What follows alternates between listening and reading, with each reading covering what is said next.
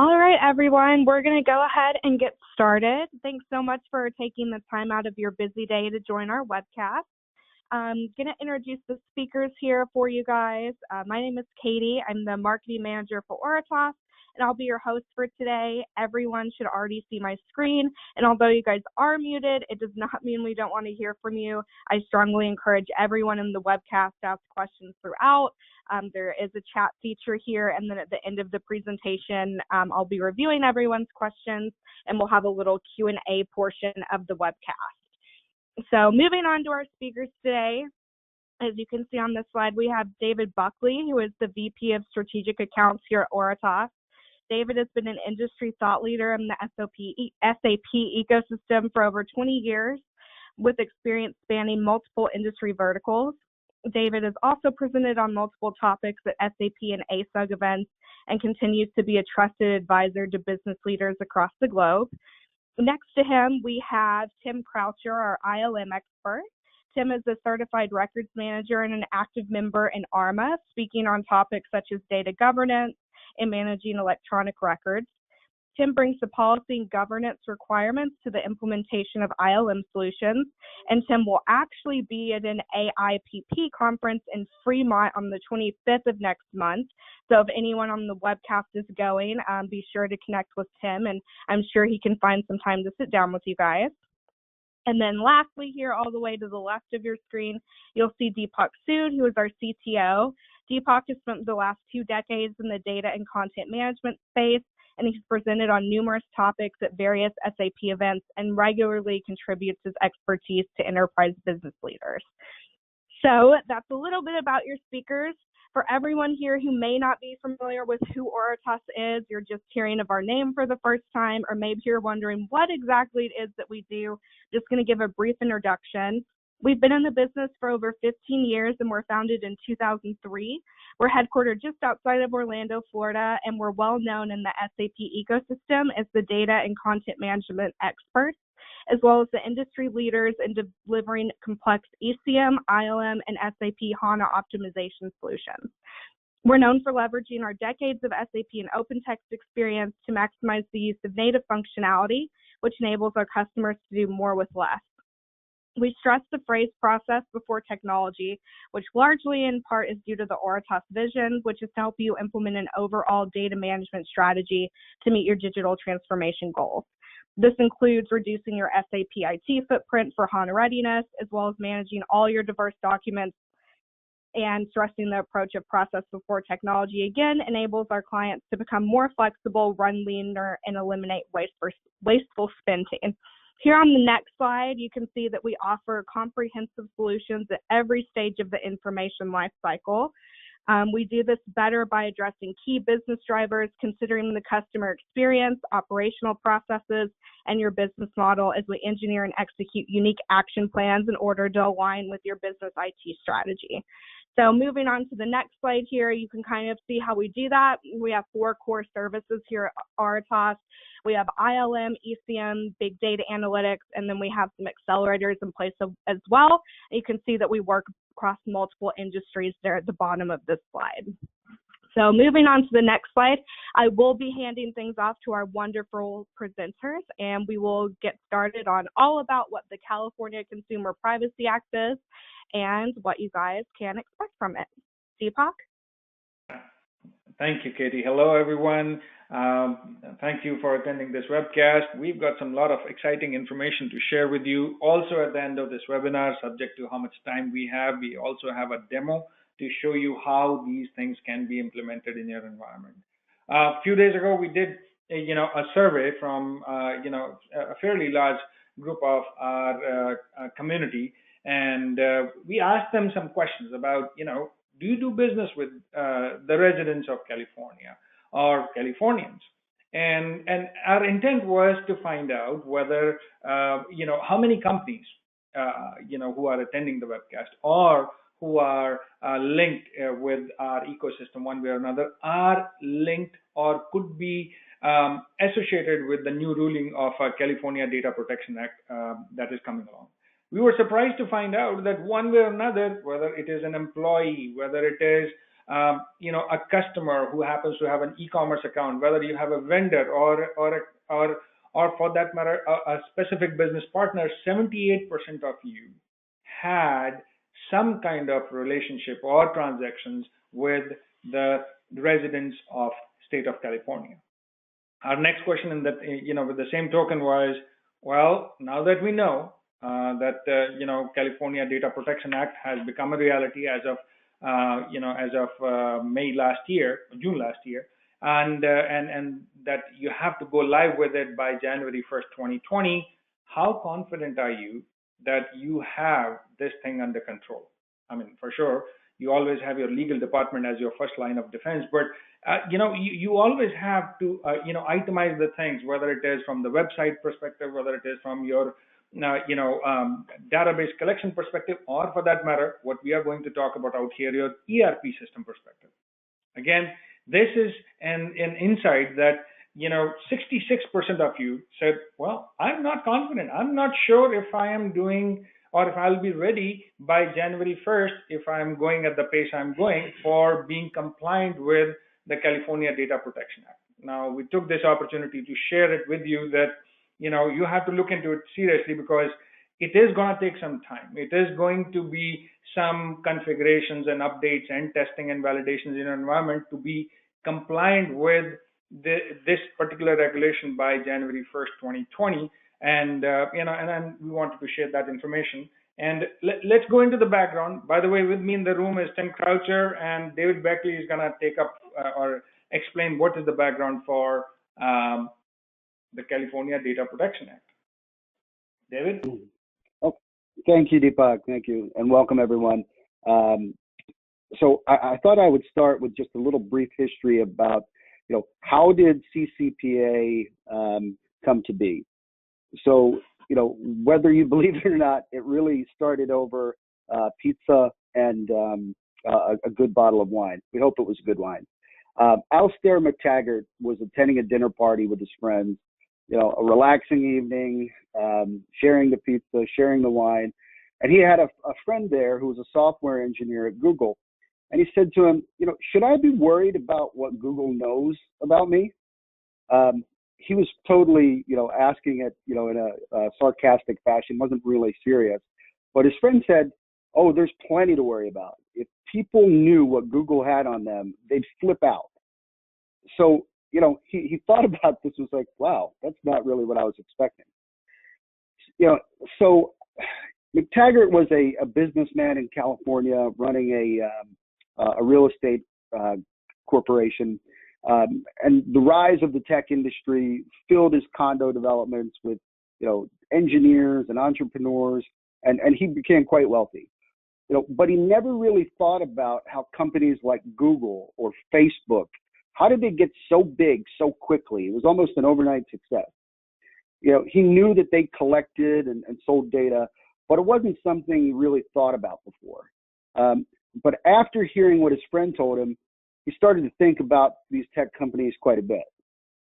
He started some research, reading online about tracking and data mining, and discovered some things that were really shocking to him. So, he discovered that in the U.S., there was no single, comprehensive law that was regulating, data collection or the use of personal data. The majority of the rules that were in place were established by, companies that most relied on your data to begin with. And it was housed in, privacy policies and fine print that most people, including myself, never really read. So he learned that there were no limits, on the information that companies could collect or buy about him. They knew things, like what was his shoe size? How much money did he make? Where did he live? Was he in the market for a new car? And as people adopted smartphones more routinely and the health apps, they could also track his movements or even whether or not he got a good night's sleep. So in essence, he uncovered that everything was for sale and there were no limits. Next slide, Deepak. So what happens next? So after he, uncovers this problem and it becomes a passion of his to really do something. He felt compelled to do something good. He wanted to do something about privacy. He wanted to do something specifically about data privacy.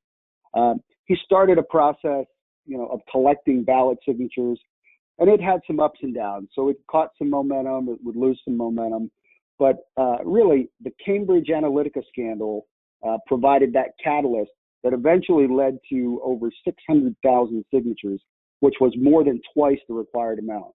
And in the fall of 2018, as Deepak had mentioned, the bill unanimously passed, and it takes effect on January 1st of 2020. Okay, David, thank you. This is Tim Croucher. Good afternoon, everybody. So what is the CCPA looking at? Essentially, it's allowing Californians to understand, I like to say the who, what, where, when, and why. So what do you have about me? How are you using it? Where is it being distributed within your organization? Or where are you distributing it to other organizations? This one, number 4, although it says the right to access, also includes behind it the ability for a Californian to say, delete my information. We're going to talk a little bit about how it relates to GDPR, but at this point, let's just leave it at that. And then I like the 5th one. It has the clause that says, if you're going to sell my data, I want a piece of it. And it can be negotiated.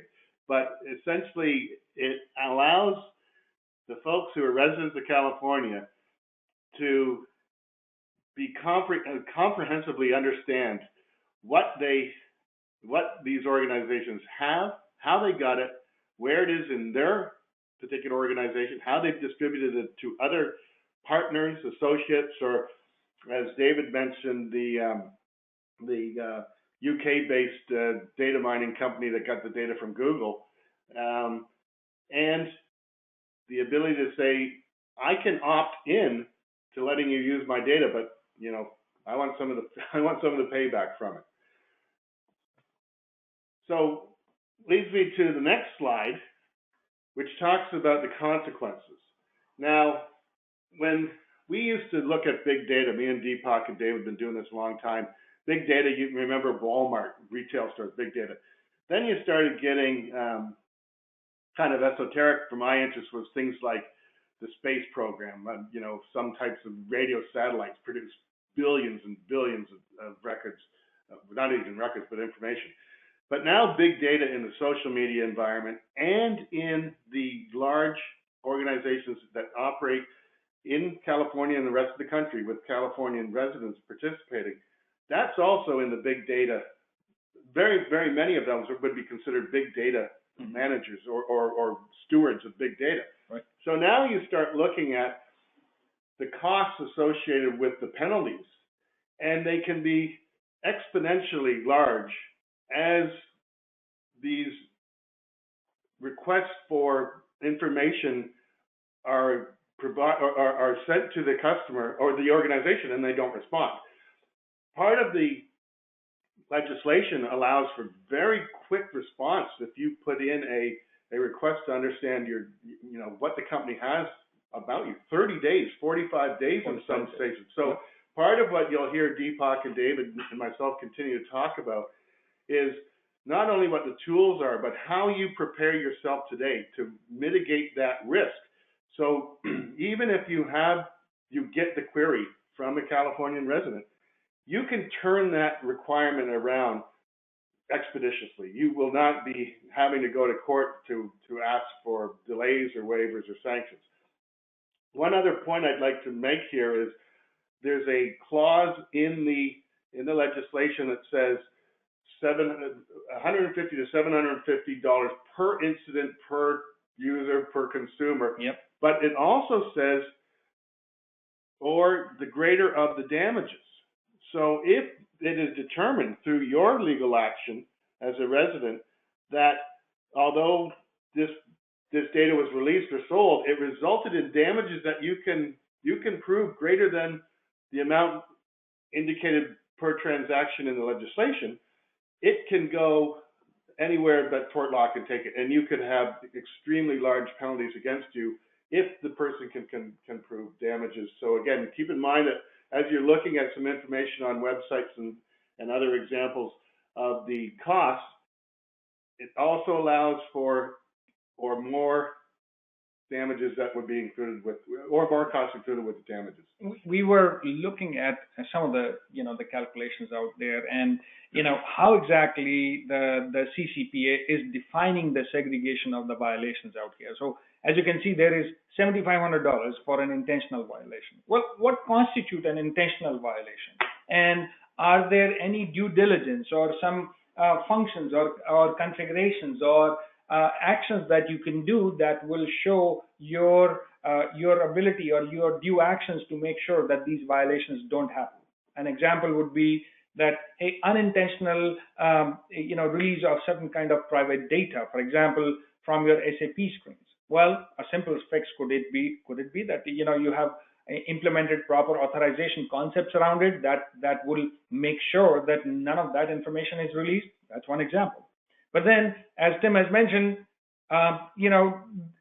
these things, considering CCPA allows class action lawsuits, can add up very quickly. And here is an example. We were showing that we are showing 10,000 customers, but in class action lawsuits you might add up to 100,000 people all put together. So these penalties, although they look really small, could really aggregate, could really become big in the whole situation. So the next question comes down to, well, okay, thank you for letting me know that, okay, there are these penalties, but am I even related? Why are you telling me this information? Well, here are the different businesses who are going to or are required to comply with CCPA requirement. It says the requirement, and if you look at the ruling AB 375, it says you have to meet one or more of the following requirements. So the first one, if you look, anyone who has got SAP, for the most part, will have a gross revenue of over $25 million. So, for those of you who are attending today, you are all, if you're doing business with the state of California, or Californians, not state of California, state of California included, you have to comply with this requirement. Handles data of more than 50,000 people, having 50% of their revenue or more, selling personnel information. That may or may not be true for majority of you. Any organization that controls or is controlled by a business, share common branding with business or a subsidiary. So we can talk about that. But now the next piece comes, what is it that I am capturing? What is it that I'm responsible for handling or managing? So there's a lot of verbiage written out here for our particular or our specific web pass. We are trying to find out, well, what is it that you are capturing in SAP system or the linked ERP platforms, and how is it that you are able to manage it?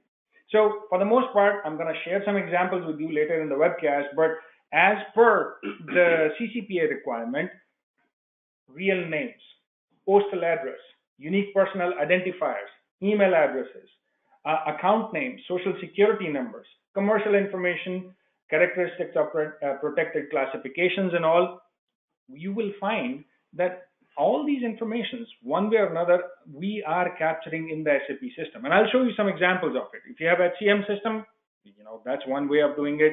Or for that matter, even if you're doing any kind of transactions with the residents of California, you are capturing that detail. As you know, the latest enterprise version of HANA now has the capability of geotagging and text analytics out here. Now, text analytics is not in purview out here, but the moment you have any kind of geolocation data for any of those users, well, you have to comply and make sure you have to address that. So this definition is so vast that we have to look into it in a holistic fashion, and the answer that we are trying to tell you out here is there is a solution. It's not that we are just trying to share a problem. We'll share the solution with you, how you are able to do that. Yeah, it's a very important point there, Deepak. They refer to the data as specifics or categories. So you have to be able to produce to the query, what you have and where. And the definition being adopted by the legislation is everything. So Deepak, just touched on it. It's all over your system, and you have to disclose it when you have it. So where's the difference between CCPA and the GDPR? The GDPR is the General Data Protection Regulation, which the Europeans have introduced, and is kind of a leader in consolidating various other European country-specific rules to gather into more of a federal rule, and I'm going to comment about that here in a minute on my next slide. But the CCPA, if you look at it from a larger point or a higher level, it's really about transparency. It's the ability for the Californian resident to know what we have, what we or you or any other organization has. So it's the how did you gather it, the what do you have, the what are you doing with it, and in there is also the right to be able to request that it be deleted. Now the GDPR is more focused on the restrictive nature of the data. So as a European Union member, you're primarily asking, hey, go in, and they use the term to be forgotten. And it's not as much written in that regulation about how did you get it, or what do you have, or where is it, or what are you doing with it, as much as it is about requesting it to be no longer part of your organization. So when I look at the two, I compare them in one additional way. The CCPA offers some more, what would the word I'd be, liberal type of uses for the business purpose. So the GDPR says if you got it, and you have a request to be forgotten, the organization still has to keep it for tax laws, legal laws, whatever their retention policies are. The CCPA extends that business purpose use to be a little bit broader. But again, we're going to talk a little bit here about retention policies in a bit. So following your retention policy will always benefit you in the right. The cost of disclosure. Exactly. I mean, we are talking about out here that, as we were comparing, and Tim, as we were discussing before, like which has got, more teeth to it. It looks like from the onset that, okay, GDPR is more, hey, you have to make sure that your customers accept that that you can use their information. Whereas California Data Protection Act says, no, you should provide the ability for the customers to opt out. You can collect information, but you can opt out of that information. Yeah, and actually, not getting too deep into it, anybody under 16 can actually opt in to have their information used in CCPA. Right. So I love this next slide, because if you're anybody of my age, you remember Schoolhouse Rock. So thanks to Katie and Alex for digging this one out. But I'm not going to read through you where this is leading to in this particulars. But what I will say is the U.S. is much more of a litigious society than typically the EU. And so Californians being given the opportunity to sue and get some reward for it, I believe they're going to jump at it. Make the easy buck, make the quick buck. So my feeling, and the rest of us here at Auritas, is, as David said, this is only the beginning. You can already see certain states taking on their own privacy law or legislation. And again, I'll go back to my Schoolhouse Rock. That bill is on the Capitol Hill in D.C. He is not in Sacramento. So I'm looking to the future where the feds will also be looking at federal consumer privacy rules, and they may be using the various states, which is a historical American tradition. Is the states are the experimental grounds for legislation that will eventually come to the federal level. The same way as I mentioned, the GDPR is kind of the roll-up of various European states' individual laws. So let's keep our eyes out. I'm going to be going to one of my ARMA conferences here in a couple of weeks, and I'm going to be specifically looking at the federal rules of civil procedure and see if anybody's tending to append those at the federal level. So right. we'll keep you posted on that. Right, exactly right. And the fact that, look, New York, North Carolina, Vermont has passed some kind of legislation in some form or fashion, if I'm somebody who is going to be impacted by it, my first question would be, oh, so what am I looking at? How many compliance regulation do I have to comply with, and do I have to buy like different softwares to address all of those things? We looked into it and we found that there is a solution from SAP that can comply with it. And again, stay tuned as we go through this presentation. We'll show you how that solution with SAP ILM will be able to address not only one state or global legislation, but both federal and individual state regulations also. And one of the other things I would just mention, the difference between GDPR and California consumer protection, is those folks over in the GDPR are going after the big dogs in the park. Whereas I think CCPA, there'll be any individual going to any organization that may have you on an email list. So one day you receive an unsolicited email, you're going to call this guy, whether it be the tire mark from down the road that you last time you had your wheels repaired on your car. You're going to say, hey, you have 30 days to let me know what it is that you have about me.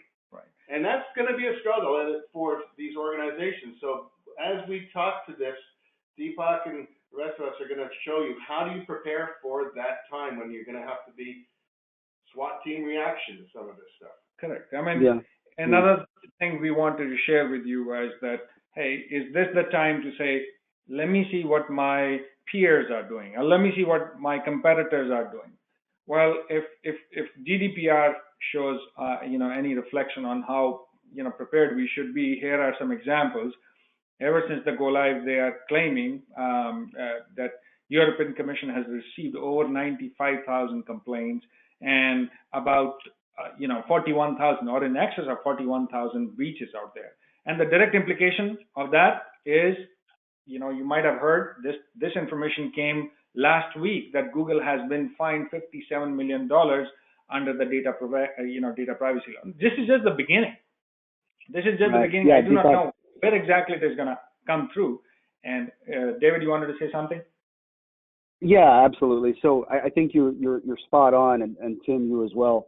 As we talk about data privacy on a global scale, it's clear Europe is leading the way in terms of protecting people's rights.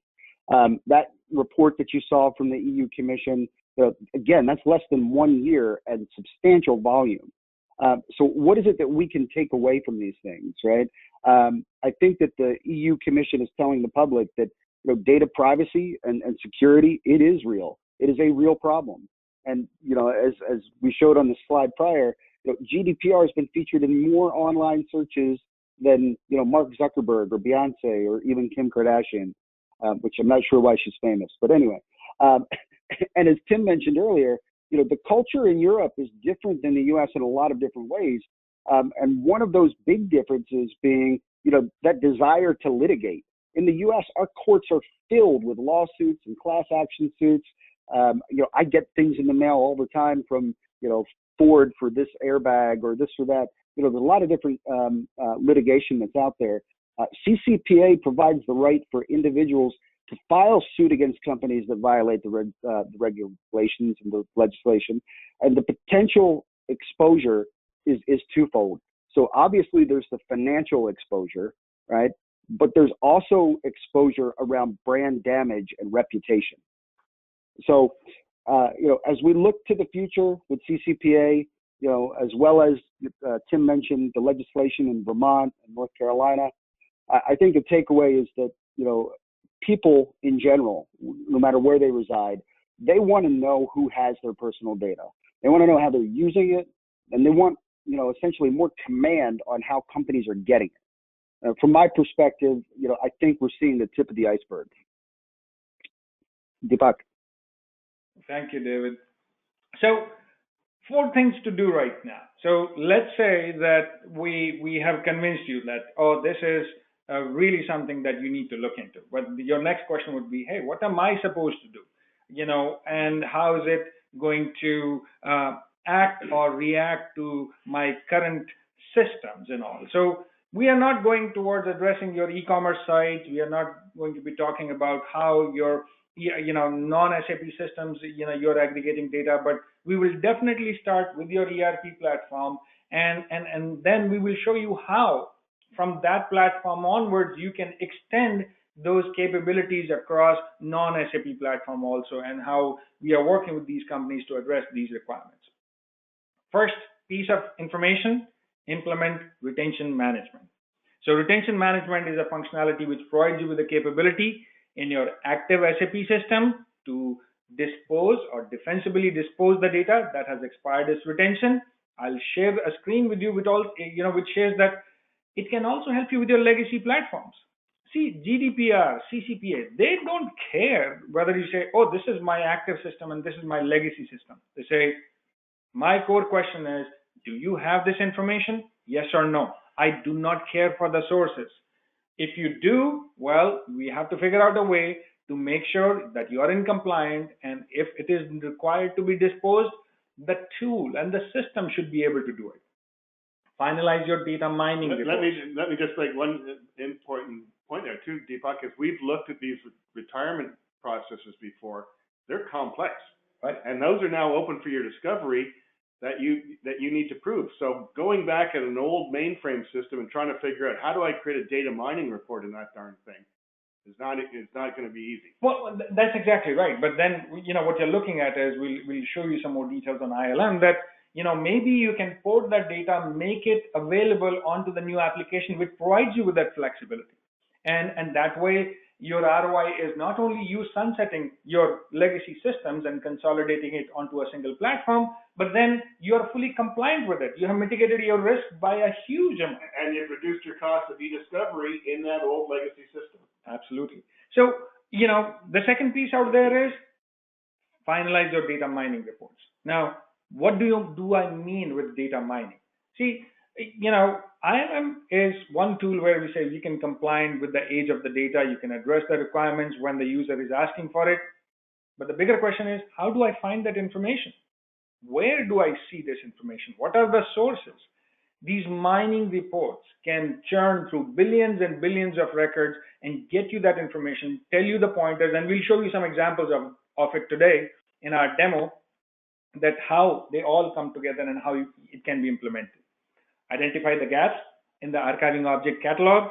Archiving object, we in today's webinar, we're not going to talk much about it, but this is a tool from SAP that provides you with the capability to relocate data from your primary database onto a secondary solution, and then you can massage it, manage it, split it, and be fully compliant with your requirements, with the ERP platform, and create an organization, communication, and process map.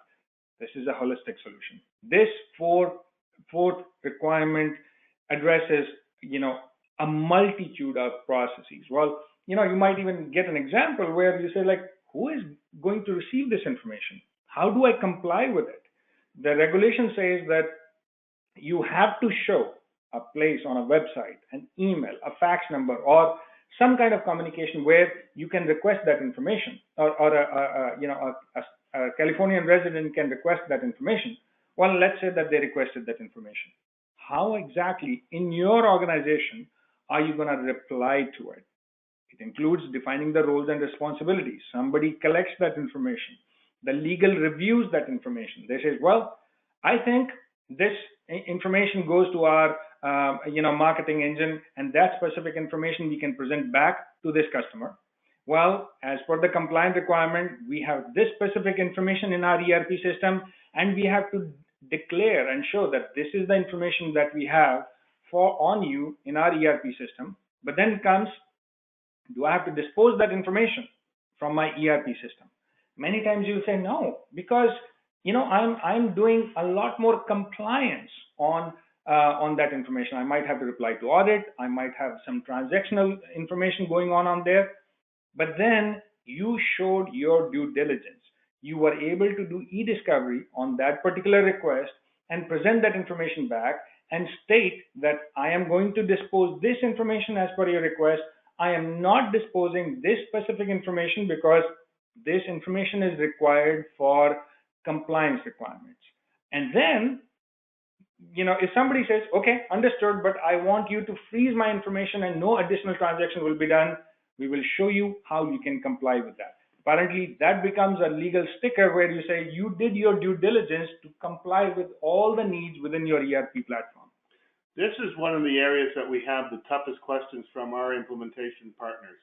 They have trouble finding out what does their organization have to do. Remember, IT, we're here to facilitate and educate what the system can do and then make it happen. But we've had enough experience doing other retention management engagements where we can help coach the organization on who, just as Deepak says his item number one, define the roles and responsibilities. We have to have clear communication between a records manager, legal, tax, audit. The people who receive these requests have to quickly identify to IT how to respond to them. So the organizational change is something we can also help you think about and consider as you're preparing for this.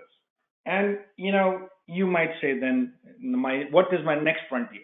Well, the next frontier is that your information defining in silos is not good enough. If your PII information can be recreated by primary and secondary sources, well, you have to declare those too. And in some form or fashion, eventually you have to dispose that information also. So how do you find, even in the SAP system, what is your primary information? For example, you might have a name, first name, and an address. But then you say, you know what, I'm not keeping any bank details, any address information of this particular user. What if you have secondary tables where you're keeping it? Or what you have another system where you can rebuild that information. This is an exercise where you have to really look in one go. And we have done these exercises with other customers where we identify sources, have a discussion, and finally come to a conclusion. You know what? Following data sources are within this organization. Our risk is from collecting that information from multiple sources, both primary and secondary, is this much. And this is how we are going to address that from reports and procedures for addressing those requirements. So in an ERP system, SAP, non-SAP, document management system, linked ERP platform, SharePoint solution, what could you have in your system or in your environment? Starting with, a direct stored, delivery information that you might have in your environment. You might have even invoices you might be receiving. Now, again, you might say, well, I'm receiving invoices from an organization, not from an individual. Okay, fine. We can start limiting or omitting that information that is not required to be in compliance with PII. But then, do you have any where you have customer masters, where you have vendor masters, or other logistics executions or material information from purchase orders to cash journals? This is an exercise that we go in quite granular detail and find out where exactly are you keeping it and how exactly are you keeping it. Now, I'm showing you one example of the master data. Now, we'll share with you as we are going through the hour out here. I'm going to quickly move on to the demo side also. That even in the SAP system with all the different acquisitions by SAP, you have SuccessFactors, Fieldglass, Hybris, and again, I'm sure I'm not naming some other platform other than the fact you have ECC and S4 and all. What is it that I'm looking at? What should I be searching with? In this exercise, the primary piece you're going to search with is master data. So, okay, I got it. Let's start with the master data information. It doesn't stop there. You have to identify the linked transactional information also. Incorporate that in a bucket. Now, as I'm mentioning that, as we go forward, I'll show you how a single tool can address all of those information from vendor, customers, business partners, all put together. Here is an example. If you have attended our prior webcast, I showed the same example from SAP for GDPR compliance also. It shows the primary and the secondary relationship. It also gives you an idea of where exactly different information that is PII related could be in your environment. So we better start looking at the tables and at the field level. The good thing is we have done a good amount of homework in that space, working with other customers and all, that we have built already a potential flowcharts, Excel spreadsheets for different tables, and we can fast track this whole process for you where we say, you know what, these are the fields. Do you populate these fields in these configurations? If yes, well, let's find out how we can address it. If you're not populating, not to worry, and then you start moving that to the next step with your audit and legal to make sure that you have a full process put together end to end. So here is an example of the different business process and different PII data that is linked, and you might have to block it or you might have to erase it. You don't have to do it at the same time, and that's why we wrote and or that it needs to be blocked and erased, and we'll cover that. So the way we approach this exercise is start with your core processes with data management, relocating this information onto a secondary platform, do retention management. This tool single-handedly with SAP ILM will be able to help you with retention compliance, with GDPR compliance, with CCPA compliance, and eventually if you're going towards New York, North Carolina, and Vermont, and as Tim is mentioning, the federal coming, we do not have the timeline for that. It will help you to comply with all of those things.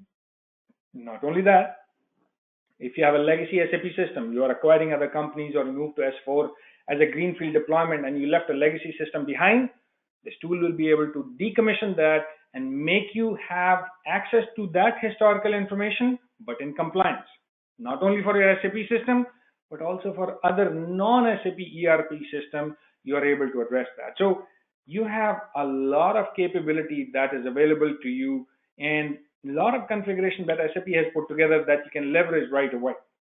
The process includes identifying, number one, where is my data? I sometimes find that is the most difficult part. Sitting down, analyzing, defining, and understanding, like, okay, where is that information? And then, especially legacy systems, and then tagging it, meaning, making sure we built an identifier where exactly it is and how do I react when the requirement comes, define the life of it. You are better off nowadays to dispose that information and have it all gone in compliance with the retention policy rather than using a statement, guys, I've got nothing to hide. I can keep it as long as I want. It is not a technique that works anymore. If you keep it, you're going to regret keeping it for an extended period of time. You are better off letting it go because it is of no value to you rather than letting it hang in your environment in some silo, some legacy system, or in some active platform also. Build a process for sequestering, encrypting, or redacting that information. And finally, build a process for disposing or deleting that information. David, you wanted to say something? Yeah, I just wanted to chime in just for a second. So as we talk about the legacy systems and as we talk about that legacy data having no value and potentially being something that could damage you, I was going to ask you to share a brief, highlight of that we experienced with another customer, not to be named, with the fact that they had these legacy systems and what happens in potential lawsuits. Well, yes.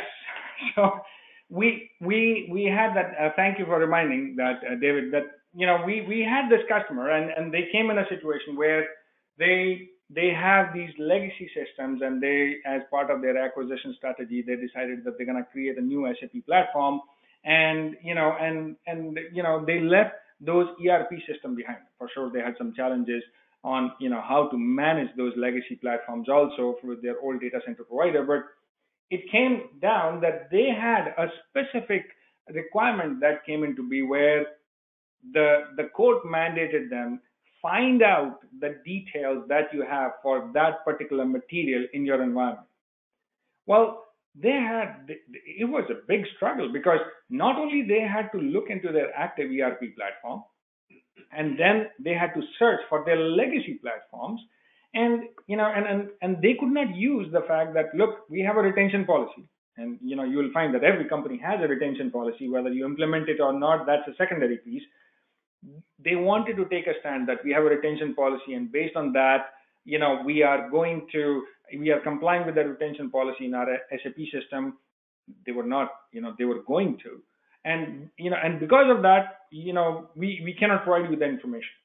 The court mandated them, saying, you know what, you have a legacy platform. You did not comply with that policy on those systems. So now, not only I'm ordering you that you have to do an e-discovery on your legacy systems which are linked with SAP, but now all other systems, ERPs, file shares and all, they should all be searched. The company paid in millions just for e-discovery. Not to say what they found and what kind of damages they paid afterwards. They are still going through that struggle. So we will urge you not that you should not see yourself in that particular predicament. If you do your due diligence right now, you'll be much safeguarded for later. We actually have quantifiable information from various sources that will show, things like the cost of e-discovery per gigabyte for just even the legal team, paralegals, legal team. So as Deepak and David are explaining, there's all of that effort by IT to go find it. Well, then it all has to be reviewed by legal. So these costs can get enormous. Right. So let's talk about the positive stuff. So so the good thing is that if you have a tool like SAP ILM, not only it helps you reduce your footprint, optimize your performance, get you retention compliant, help you decommission the system, but then it can even prepare you for SAP HANA. I mean, if you're not on a HANA platform and thinking about it, this tool will pay for itself and all the additional benefit just if you look at that green one, that it is prepping you for the HANA migration. And a single tool can comply with GDPR, CCPA, and other future requirements. So we will show you how it can be done, how this tool is going to address. I'm going to try to catch up with Tim as he's going to run for the demo or tell me where exactly and how exactly we will be going in the system. Okay, well, why don't we first go to a list of our customers. We're gonna show you how we find a particular customer, and we're gonna put it into this data mining report. So right now, Deepak's at a T code. We call these T codes. I'm sure everybody on the line is aware of this. We're gonna look at the customer master, and we're looking at it for country of the U.S., the state of California, and we're gonna find a natural person. So letter rep, and let's take anybody that you have there. Anybody, Michael Hunter, maybe. Okay. Anybody, that's fine. So we're going to grab this customer number. We're going to go to this SAP provided report, which we're referring to kind of as data mining. We're going to put this in, and we're going to do complete report. Now, this is an extremely powerful report that SAP has developed. And we met with one of the developers at Sapphire last year, and she indicated that this thing is one of the most complex pieces of code that SAP has delivered in order to pursue every application within the system and find out where there are associated records. So as Deepak said, first of all, you go with the master data, and then you got to find out where all that records are. That's part of the requirement of CCPA, is to say, what do you have and where is it? Now, as we look at this report, for some of those of you who know the various applications in SAP, the application name is giving us the hint to where the data is. Again, extremely powerful report that allows us to start our data mining exercise. This, again, report is going through every piece of the SAP application. If you have an industry solution bolt-on, it will look into those industry solution bolt-on pieces. So CRM, demand planning, and all those other platforms, it will be able to search all of that information. It will, and I'm going to show you, if you would go to the configuration screen of SAP, and we're not going to hang on these for too long, but if you see in the screen that Deepak's showing, this is the IMG, it's called, or the configuration screen. In the data blocking area of data protection, we've highlighted where we would make RFC destinations to other applications. So for instance, if I'm running ECC and I've got a CRM, well, a lot of my CCPA data is going to reside in that Considering it's an RFC connection, we can even connect it to the non-SAP application and query those systems also.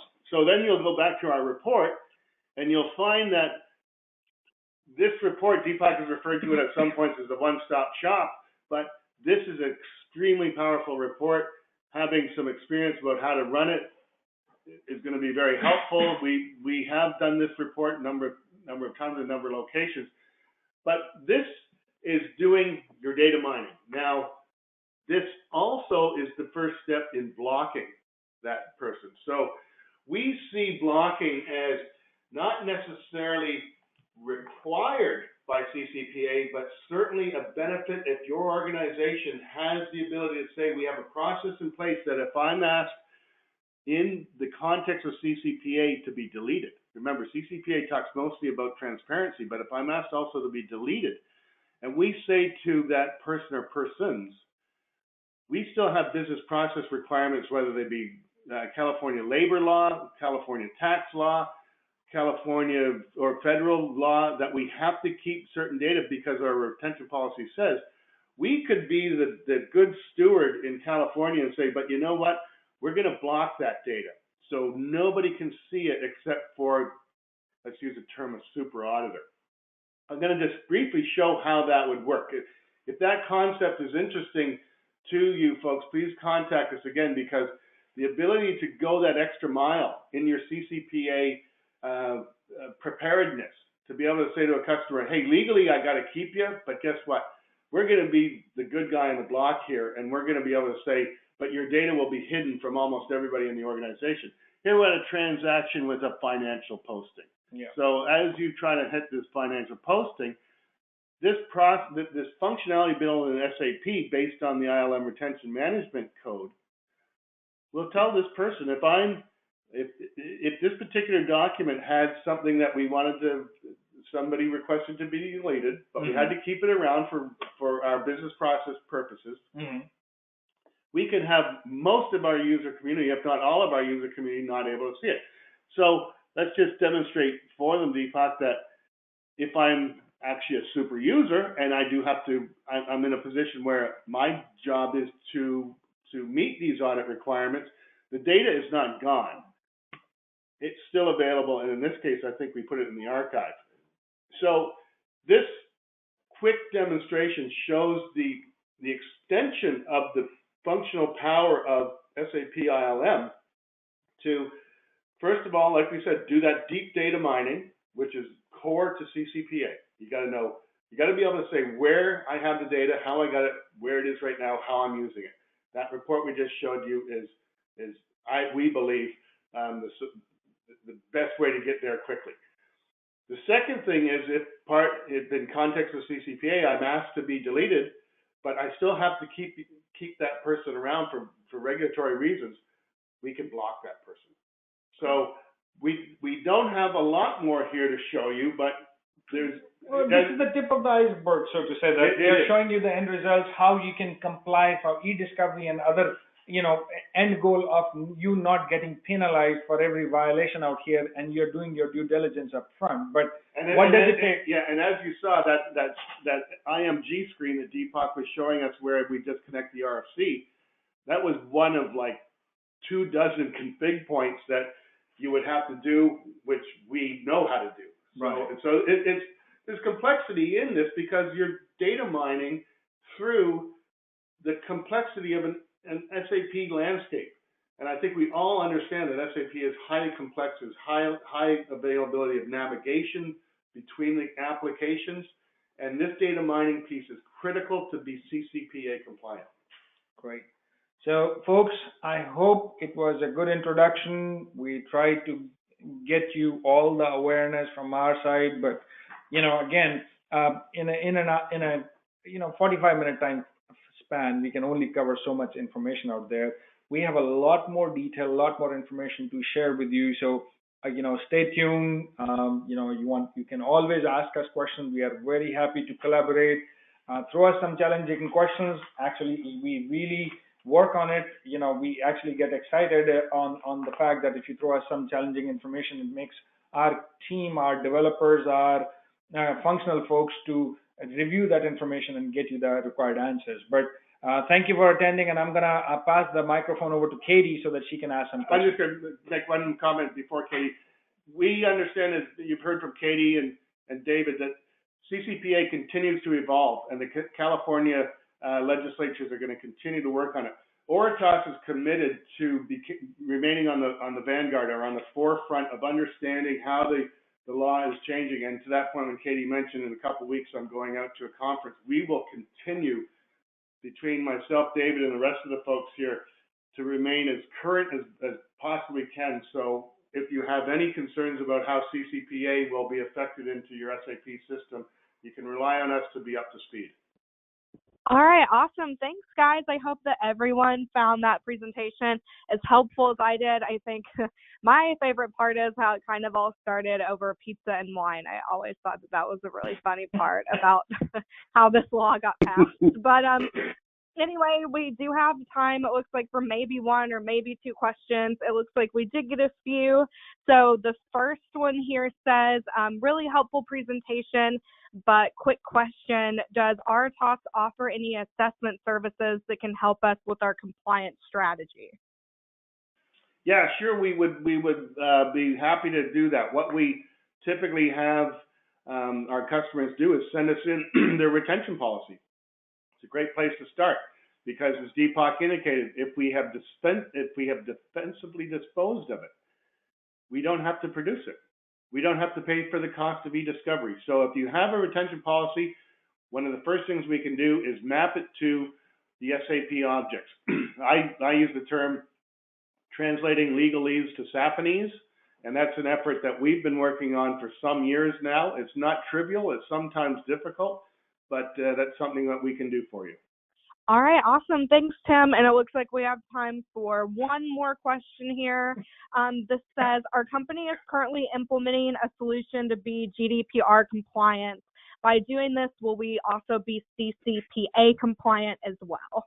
So the answer is not necessarily. So SAP and whatever tools you're using, to gain compliance for GDPR are likely highly configurable to specific scenarios. But that's not to say that you couldn't leverage some of that enabling technology to support CCPA compliance.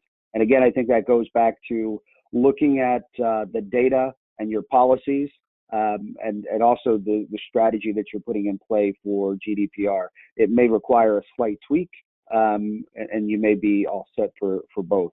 Thanks, David. I think that wraps it up. We're right about 3 o'clock for our Q&A, but a big thanks to all of our presenters as well as all of our attendees. I hope that everyone kind of took away a few pieces of information that maybe they didn't know before this webinar started. For all of the attendees, I will be sending each of you a follow-up email tomorrow, and if you would like a recording of the webinar, you can just reply directly back to me, and we're more than happy to provide that for you guys. But that wraps up this webinar, and I hope everyone has a great rest of their afternoon.